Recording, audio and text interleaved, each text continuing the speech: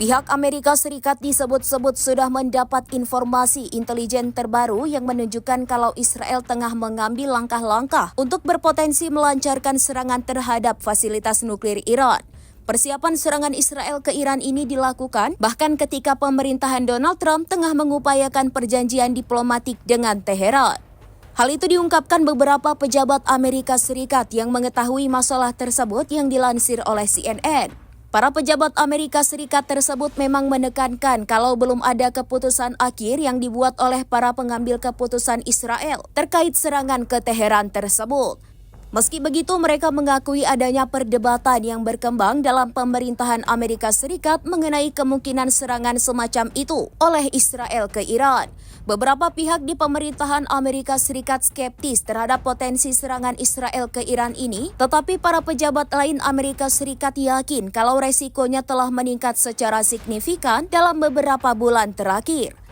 Sebagai informasi, Israel merasa perundingan Amerika Serikat-Iran terkait pengayaan nuklir sebagai hal yang percuma.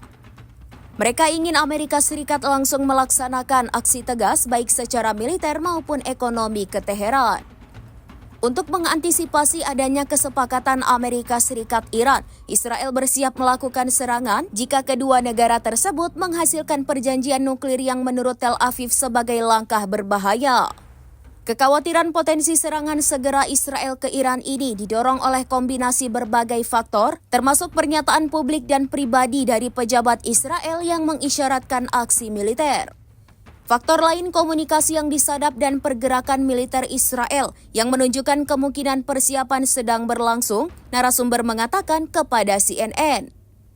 Di antara kegiatan Israel yang diamati intelijen Amerika Serikat adalah reposisi amunisi udara dan penyelesaian latihan udara besar, kata dua sumber.